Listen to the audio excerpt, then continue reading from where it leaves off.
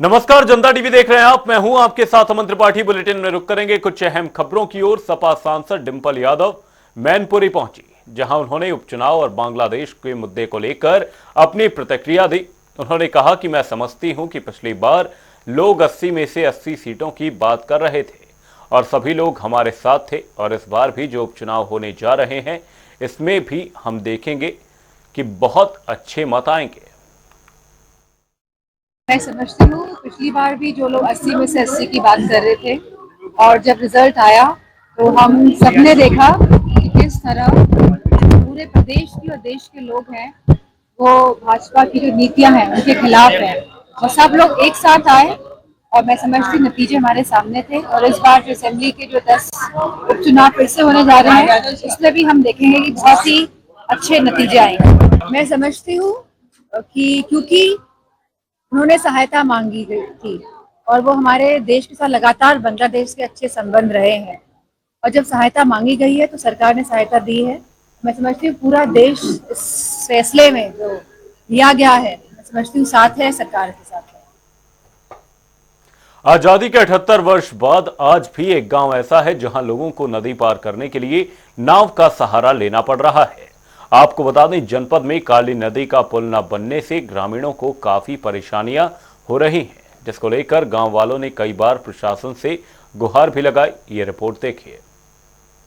उत्तर प्रदेश में तमाम सरकारें आई और गईं, लेकिन सरकारों ने विकास को लेकर तमाम दावे भी किए, लेकिन आज तक दावे धरातल पर नजर नहीं आए। इसी को लेकर हम अलीगढ़ के कस्बा कोड़ियागंज में पहुंचे हैं, जहां काली नदी पर आज़ादी से लेकर आज तक पुल न होने के कारण लोगों को काफ़ी दिक्कतों का सामना करना पड़ा है। इसी को लेकर रक्षाबंधन पर्व पर कस्बा कोड़ियागंज में कुछ महिलाएं राखी खरीदने के लिए किस प्रकार आए हैं, आइए उनसे ही पूछते हैं कि काली नदी किस प्रकार उन्होंने पार की है और किस तरीके से वो बाजार में आई हैं। क्या नाम है आपका?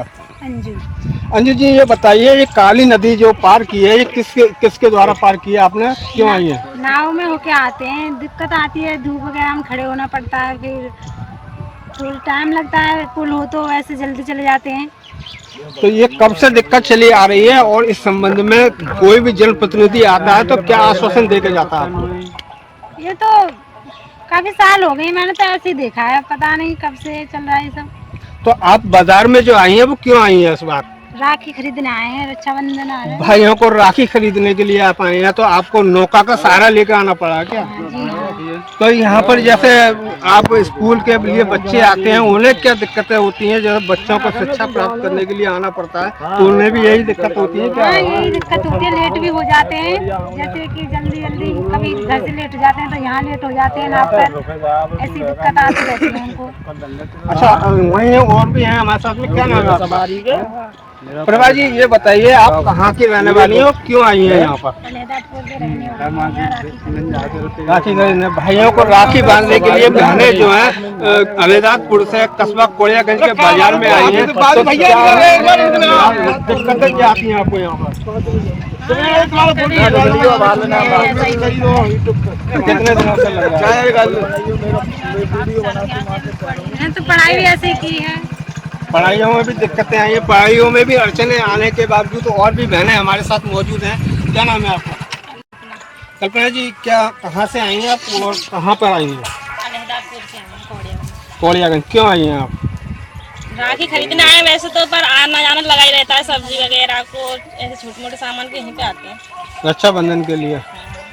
तो रक्षाबंधन के लिए जो है बहनें जो राखी खरीदने आई हैं, उन्हें राखी खरीदने के लिए नौका का सहारा लेना पड़ा है। इसी को लेकर आप, क्या नाम है आपका? मेरा अंशु जी, कहाँ पे आई हैं आप, कहाँ की रहने वाली हैं?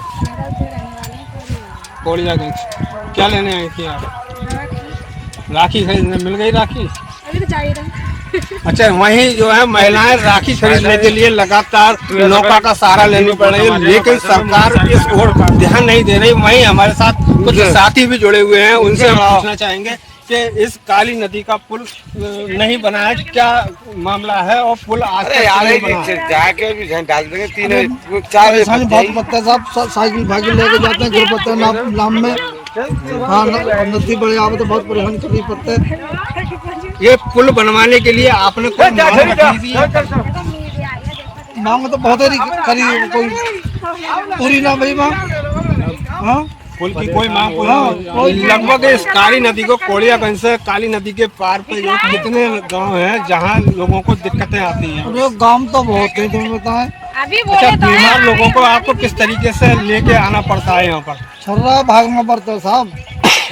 है? हाँ छर्रा तो फिर अलीगढ़ जाना पड़ता है फिर। काफी दिक्कत है। हाँ बहुत काफी दिक्कत है। वहीं जब लोगों से बातचीत की गई तो उन्होंने बताया कि यह काली नदी का पुल आज़ादी से आज तक नहीं बना है, जिसको लेकर हमें काफ़ी दिक्कतों का सामना करना पड़ा है। और वहीं जो है बहनों ने भी यही बताया कि हमें रक्षाबंधन पर भाइयों को राखी बांधने के लिए नौका का सहारा लेना पड़ा। अलीगढ़ से जनता टीवी के लिए ज़ैड खान की रिपोर्ट। बीजेपी सांसद सुधांशु त्रिवेदी ने लखनऊ में प्रेस कॉन्फ्रेंस के माध्यम से सुधांशु त्रिवेदी ने विपक्ष पर जमकर निशाना साधा। साथ ही उन्होंने बंगाल की घटना को लेकर अपनी प्रतिक्रिया दी। उन्होंने बंगाल में जिस तरह से सामूहिक दुष्कर्म देखने को मिला, जिसके बाद सभी डॉक्टर लामबंद हैं और प्रोटेस्ट कर रहे हैं, वहीं जब उच्च न्यायालय ने आदेश कर दिया, उसके बाद जो हुआ, उसके बाद हम सभी इसकी निंदा करते हैं। मित्रों, आज हम बहुत भारी मन से आपके समक्ष पत्रकार वार्ता में यह विषय प्रस्तुत करने हेतु उपस्थित है। पूरे देश में सभी राज्य मुख्यालयों पर इस विषय के ऊपर जनमानस का ध्यान दिलाने के लिए यह प्रेस वार्ता की जा रही है। आप सभी ने देखा कि कोलकाता में किस प्रकार से एक नृशंस और विभत्स सामूहिक दुष्कर्म का कृत्य देखने को मिला और उस वजह से चिकित्सक समुदाय में भारी रोष व्याप्त है। जितना दुखद और दर्दनाक यह कृत्य था, उससे अधिक पीड़ादायक पश्चिम बंगाल की सरकार और इंडी गठबंधन के नेताओं का आचरण था। सर्वप्रथम पीड़ित को, परिवारजनों को आत्महत्या बताने का प्रयास किया गया।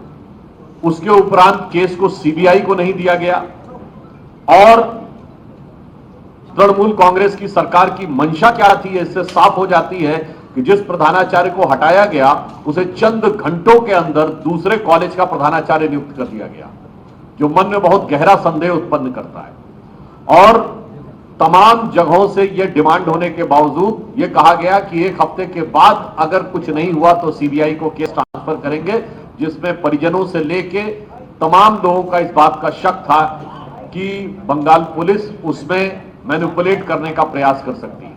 और जब उच्च न्यायालय ने आदेश कर दिया तो उसके उपरांत जो कुछ हुआ वो भारत के इतिहास में और भी गंभीर और गहरे प्रश्न चिन्ह खड़ा करता है कि प्रदर्शन की आड़ में कुछ तत्वों ने घुसकर जिस प्रकार से चिकित्सकों के साथ मारपीट की, उसकी हम कड़े शब्दों में निंदा करते हैं। रामलला की प्राण प्रतिष्ठा के बाद से रामनगरी में जमीन को लेकर आए दिन खबरें वायरल होती रहती हैं, जिसको लेकर जिला प्रशासन ने इन अफवाहों पर रोक लगाने के लिए एक बयान जारी किया है। जमीन के लिए फैली अफवाहों पर अयोध्या कमिश्नर ने जनता टीवी से खास बातचीत की। क्या कुछ रहा इस बातचीत में, वो सुनिए। सेना की जमीन या कोई भी सरकारी जमीन किसी को भी अलॉट नहीं की गई है। ये जो जिस इलाके की बात हो रही है, महाजनता एरिया है, ये हमारे मंदिर से एकदम सटा हुआ इलाका है और ये पंचकोसी, चौदहकोसी और जो बन्ना मार्ग है उसके बीच का ये पूरा इलाका है। यहाँ पे एक बहुत बड़े भूभाग पर पहले से कई वर्षों से सेना द्वारा सेना के अनुरोध पे यहाँ पर इसको नोटिफाई किया जाता रहा है कि यहाँ पर ये इलाका सेना के प्रैक्टिस के लिए, जो गोला बारूद की प्रैक्टिस होती है, उसके लिए इसको नोटिफाई किया जाता रहा है कई वर्षों से। परंतु एक्चुअली चूंकि ये बहुत ही आबादी से सटा हुआ इलाका है, कभी भी इसको प्रयोजन में लाया नहीं गया और सेना द्वारा इसको कभी प्रयोग में लाया नहीं गया था। इस बीच में जब प्राण प्रतिष्ठा हुई और उसके बाद जब हमारे यहाँ पे श्रद्धालुओं की संख्या बहुत ज़्यादा बढ़ने लगी है, तो बहुत सारा पब्लिक इंफ्रास्ट्रक्चर को बनाए जाने की आवश्यकता है इस इलाके में। तो वहाँ पे अगर आप पार्किंग लॉट की बात कर लें या एक STPG जिसका निर्माण ऑलरेडी चल रहा है, और वहाँ पे जल निगम का एक प्रोजेक्ट आना है। इस तरह के बहुत सारे प्रोजेक्ट्स, एक रामलला पार्क का भी निर्माण वहाँ पर होना है।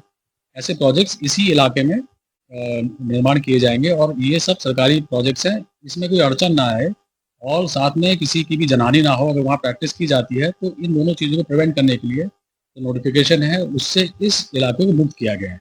इसका तात्पर्य ये नहीं है कि कोई ज़मीन किसी को अलॉट कर दी गई है या सेना की ज़मीन किसी को दे दी गई है। यहाँ पे सेना की कोई ज़मीन नहीं थी। इस इलाके में सरकारी नजूल ज़मीन है जो स्टेट गवर्नमेंट की है और कुछ ज़मीन वहाँ पे निजी काश्तकारों की। इसके अलावा एक चीज़ और इम्पॉर्टेंट है कि यहाँ पर जो लैंड यूज है इस इलाके का, इस पूरे इलाके का लैंड यूज वो है पार्क एंड ओपन स्पेस। तो park and open space land use का जो प्रतिबंध है वो सब पे लागू रहेगा, उसको कोई शिथिल नहीं किया गया है। जिन भी लोगों ने वहाँ पे ज़मीनें पहले ली हैं या अभी ले रहे हैं या आगे लेंगे, उन पर सभी पर प्रतिबंध लागू होगा। तो यहाँ पर किसी भी तरह का कमर्शियल एक्सप्लॉयटेशन जो कि टाउनशिप बना के या कोई होटल कॉम्प्लेक्स बना के किसी प्रकार का, वो वहाँ पर नमूना नहीं है। बहुत ही सीमित मायने हैं जो हमारे लैंड यूज है उसमें, बहुत ही लिमिटेड दायरे में वहाँ पे उस ज़मीन को आप प्रयोग में ला सकते हैं। तो ये जो खबर फैलाई जा रही है कि ये स्टेट गवर्नमेंट द्वारा या जिला प्रशासन द्वारा कुछ निजी बिजनेस हाउसेज को लाभ पहुँचाने के लिए कदम उठाया गया, ये एकदम बेबुनियाद है, बेसलेस है और कोई आधार नहीं है इसका। और हम लोगों ने डिटेल प्रेस नोट भी जारी किया है जो कल अखबारों में छपेगा, उसमें इसको एकदम क्लैरिफाई किया गया। ये वही जमीन है जिस पे दावा किया जा रहा था सोशल मीडिया पे और कुछ अखबारों में, चुनिंदा अखबारों में जो निकाली गई थी। ये वही जमीन है जो बताया गया था कि इस जमीन पे, ये आर्मी की जमीन है और इस सरकारी जमीन पर श्री श्री 108 रविशंकर और बाबा रामदेव और अडानी को जमीन दी गई है। ये वही जमीन है, कैमरे से दिखा रहा हूँ, कैमरे के माध्यम से, कि ये जमीन है जो बड़े बड़े फ्लैट बने हैं बनाने के लिए कहा गया था, जो फ्लैट बनाए गए हैं या बनाए जाएंगे या उद्योगपतियों को दी गई है, सरकार ने दी है और ये जमीन आर्मी की है। तो ये बिल्कुल गलत है और ये भ्रामक है, क्योंकि कमिश्नर गौरव दयाल ने बताया है कि ये जो आर्मी की जमीन का जो दावा किया जा रहा है, ये आर्मी की जमीन हो ही नहीं सकती। ये सरकार की नजूल की जमीन है और उत्तर प्रदेश सरकार की ये संपत्ति है। इसमें 2-3 बार बुलडोजर भी चुका है। कई लोग जो यहाँ प्रॉपर्टी डीलर थे, उन्होंने बाकायदा इसकी बिल्डिंग भी बनाई थी, तमाम कुछ, मगर विकास प्राधिकरण ने नस्तो नाबूद कर दिया था और कुछ जमीनों की खारिज दाखिल भी हो गई थी। एक बात और बताना चाहता हूं कि इस जमीन पे ना तो नक्शा बनेगा, ना तो नक्शा पास होगा, ना तो कोई बड़ा भवन बनेगा, ना ऐसा कुछ होगा। इस पे जो सरकारी योजनाएं हैं, सरकार का जो पार्क है, जो म्यूजियम है सरकारी, वैसी चीजें हैं, कुछ किसानों की जमीन है। गौरव दयाल कमिश्नर ने बताया है कि ये जो जमीनें हैं, ये ना तो सरकार, ये तो सरकार की जमीनें हैं और ना तो ये मिलिट्री की जमीनें हैं। ये मिलिट्री के लिए कभी अभ्यास करने के लिए, खून कूद के लिए, गोलाबारी के लिए दिया गया था, पर जब से राम मंदिर बना है तब से, क्योंकि घनी आबादी, अयोध्या में जो जमीनों में उछाल आया है, जमीनें बेशकीमती हुई हैं, तो ये जो आर्मी को जमीन दी गई थी और ये माझा जमता से सटे हुए, तो ये जमीन उनसे वो रिहर्सल के लिए दी गई थी, वो जमीन सरकार ने ले लिया है। और ये जो जमीन है, ये सरकार स्वयं अपने जो विकास कार्य, जो म्यूजियम, जो सबसे बड़ा म्यूजियम बनेगा राम मंदिर का, और तमाम, चाहे खेल मैदान हो, चाहे 35 एकड़ की पार्किंग हो, चाहे सीता झील हो, यही बनेगा। और जो तमाम सोशल मीडिया और अखबारों में दावा किया जा रहा है कि यहाँ पे रामदेव, अडानी और रविशंकर को जमीन दी गई है, ये पूर्णतः गलत बताया गया है और ये जमीन सरकारी और कुछ किसानों की है। तो जिला प्रशासन ने भी बताया है कि जो लोग यहाँ प्रॉपर्टी डीलरों के चक्कर में जमीन ले रहे हैं, तो वो सावधानी बरतें, उससे दूर रहें, क्योंकि ये जमीनें सरकार की है और नजूल की है। ऐसा किसी को जमीन नहीं दिया गया है, ये कमिश्नर गौरव दयाल का कहना है। वीडियो प्रशासन कृष्णा के साथ BS लाठी, जनता टीवी, अयोध्या।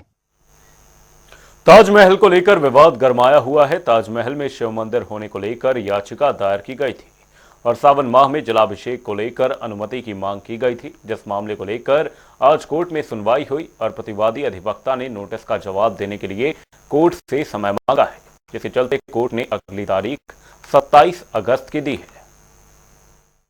मैं तेजो महालय वाले केस में अधिवक्ता हूं, कुंवर अजय सिंह तोमर का। उन्होंने जो है तेजो महालय के लिए मुकदमा दाखिल किया है और कहना ये है हमारा, हम लोगों का, कि वो जो है मकबरा या कब्र मजार ना होकर एक शिव मंदिर है, जिस पर शाहजहां ने जो है किसी तरह से उसको हड़प लिया और उसको जो है उसका जो प्राइमरी वो था स्ट्रक्चर, उसको चेंज करा दिया अभी भी उसमें शिवलिंग है तहखाने में, और हमें उसमें पूजा अर्चना की अनुमति मिलनी चाहिए, दुग्धाभिषेक जलाभिषेक की अनुमति मिलनी चाहिए। न्यायालय में हमारा मुकदमा अभी चल रहा है। आज उसमें सरकार की तरफ से, अधीक्षक पुरातत्वविद की तरफ से विवेक कुमार ने अपना वकालतनामा दाखिल किया है और उन्होंने आपत्ति तथा जवाब के लिए समय मांगा है, जिस पर अदालत ने उन्हें 27 अगस्त तक का समय दिया है। 27 अगस्त को पुनः सुनवाई होगी और उसमें कोई ना कोई निष्कर्ष निकलेगा। देखिए 23 जुलाई को जो वाद दाखिल किया था लघुवाद न्यायालय में मृत्युंजय श्रीवास्तव जी की अदालत में, सावन का महीना चल रहा है, करोड़ों हिंदुओं की आस्था का केंद्र है, ताजमहल तेजोमहल है जिसमें भगवान शिव का जलाभिषेक होना चाहिए, दुग्धाभिषेक होना चाहिए, हिंदू त्योहारों पर तो पूजा अर्चना होनी चाहिए, जिसकी आज हमारी पहली तारीख थी 16 तारीख की। आज प्रतिवादी जो हमने बनाया उसमें अधीक्षक पुरातत्वविद डॉक्टर राजकुमार पटेल को बनाया है, जिनकी ओर से विवेक कुमार उनके वकील पेश हुए। उन्होंने अपना वकालतनामा लगाया है और उन्होंने आपत्ति दाखिल करने के लिए समय मांगा है। न्यायालय ने उन्हें अपना पक्ष रखने के लिए समय दिया है। 27 अगस्त की जो है अगली तारीख नियत की है। ये हड़पा हुआ तेजोमहल है जिसे शाहजहां ने अपने शासनकाल में तोड़ के उसे मकबरा बना दिया था। यमुना किनारे ये भव्य तेजोमहल है, शिव मंदिर था और वह शिव मंदिर ही है, शिव मंदिर ही रहेगा। जब तक हम जलाभिषेक नहीं कर लेंगे, हमें अनुमति नहीं मिल जाएगी, हम इस लड़ाई को इसी प्रकार लड़ेंगे। इस बुलेटिन में फिलहाल के लिए सिर्फ इतना।